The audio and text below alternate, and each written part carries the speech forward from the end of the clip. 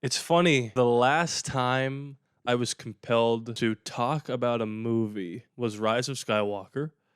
That was a long time ago, and the reason I did that is because I was just reviewing all the movies that I had seen. And after that movie, I decided, you know what, I don't want to talk about movies like that anymore. We still do movie stuff on this channel. But 6 years later, here I am, compelled to talk about a movie that might have just taken the place of Star Wars. If you're new to the channel, my name is Rodney, and I love movies. For a while, I used to review them, and now we react to them and commentate over them and post those highlights. There's a part of me that didn't want to just do what everybody else did. This is not going to be, necessarily a review of Dune Part 2. I'm just going to tell you why it matters, and boy, does it matter. I haven't read the book. And I saw the first one in theaters in 2021, and I really enjoyed it. But I remember when it ended telling somebody that I had seen it with, I am more excited for the potential of the second one than I am happy to have seen the first one. I thought it was good. I can acknowledge the sweeping epic that Denis Villeneuve created, while also saying it didn't completely grab me. And I hadn't seen it since until recently. I watched it on a plane. And I liked it a lot more the second time. Once I had been able to prepare myself for what I was seeing for the first one, having rewatched it again all these years later, I really, really liked what I saw. And then this movie premiered, Dune Part 2, and the reactions were insane. Lord of the Rings, Game of Thrones, Star Wars level epic, blah, blah, blah. You've seen it all. Then you sit down in the theater, and then for the first hour, you cannot help but think, this isn't Lord of the Rings. This isn't Star Wars. This isn't Game of Thrones.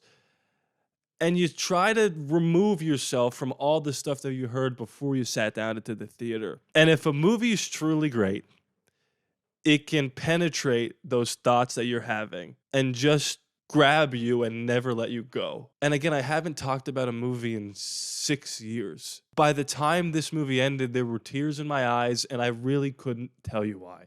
Nothing incredibly sad was happening. Nothing incredibly overwhelming was happening. It was just a feeling I hadn't had watching a movie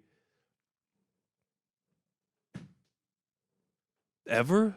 I think the reason my emotions got to me by the time this movie ended, and I think we'll talk about spoilers in a later moment. I'll tell you spoilers, get away, blah, blah, blah. The reason Dune Part 2 matters is because I just think we were all waiting for something like this. When people say Star Wars, Game of Thrones, Lord of the Rings, this is different than that. It just is. But it's the same in terms of you cannot miss these movies. Even for someone like me who can acknowledge that they thought the first one was good, and I don't know if this one is going to be one of my favorite movies ever. It could be, it could not be. We'll have to watch it again and we'll have to see how it sits. There is no denying that this is a movie that is different than the rest. It's a movie that transports you into another reality. It's just different. It just is. I saw somebody compare this to The Dark Knight and Dune Part 1 being Batman Begins. I couldn't agree with that more. I've seen some people say Two Towers to Fellowship of the Ring. I get it, all that.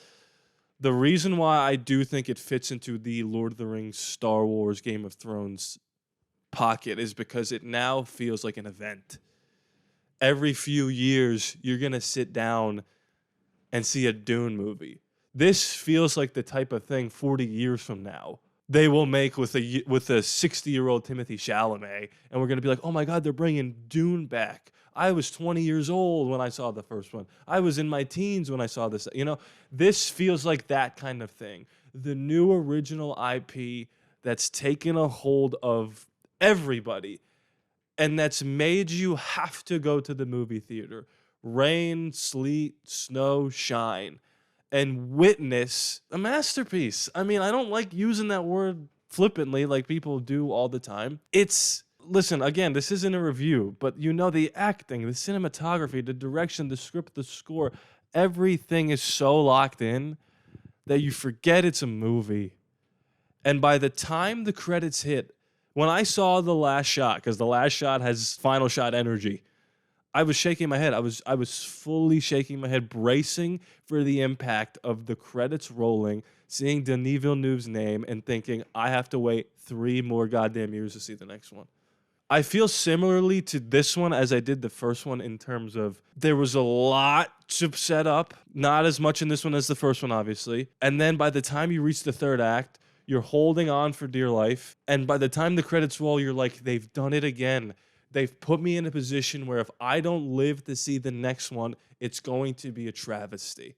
And oh my God, Denis Villeneuve better come back for Dune Messiah, which is the third one. The reason this matters is because it's given my generation a new tentpole franchise, seemingly out of thin air, from a book that was impossible to adapt.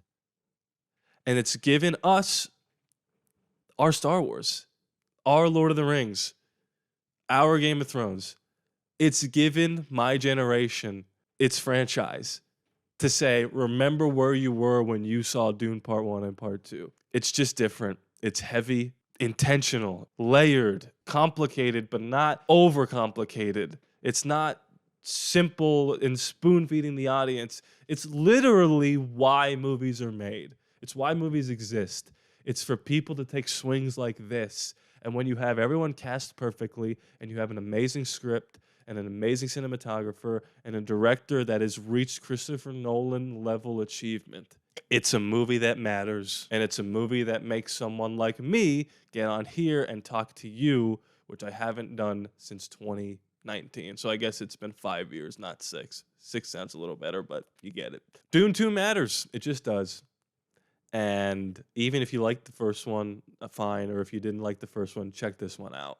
I'm sure by this point you have. I'd like to talk about specific moments now that made me realize, okay, this is just a different movie. It's just different. The battle at the end between Timothée Chalamet and Austin Butler. There's no music. Everything is perfectly in camera. It seems like they knew this was going to be a moment. There are movie moments in this movie. Like moments where you go, that's going to go on forever. And you could tell they knew what they had because they practiced so meticulously everything from the camera work to the lack of score to the fight choreography. They knew that was going to be a moment.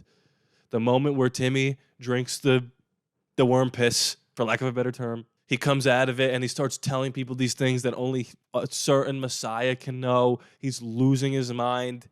He is Paul Atreides, Duke of Arrakis, the Messiah. He's taken on the mantle, whether you believe it or not. That's a thing that this movie grapples with. The idea of religion. Is it myth? Is it real? Do you think Paul is the Messiah? I don't know. I don't think he is, but maybe he could be because I've seen him do things that not many people can do. It makes you question your ideologies in real life. It makes you forget that you're watching a movie. The scene where everyone kneels to him, including the Emperor, except Zendaya and Florence Pugh, that is Game of Thrones shit right there. There's your Game of Thrones for you. Immediately followed by them telling Paul Atreides, yeah, the rest of the houses aren't going to acknowledge that you're the king. And he says, send them to paradise. Blow them to smithereens. Rebecca Ferguson says to her embryonic child that she's talking to, your brother has just started the holy war. We see the shot of Zendaya. It's pushing in. The movie's going to end. Oh, my God, we have to wait 3 more years. This was a ramble fest, but I just needed to talk about it. What did you guys think of this movie? Tell me why you think it matters. Because every movie matters, by the way. I think that's where I'm going to go from now on. When I see a movie, I'm going to tell you why it matters. It might be a little bit. It might be a lot. But every movie matters. Every movie has an impact. Somebody out there has liked the worst movie you've ever seen. Somebody out there has hated the best movie you've ever seen. But they all matter.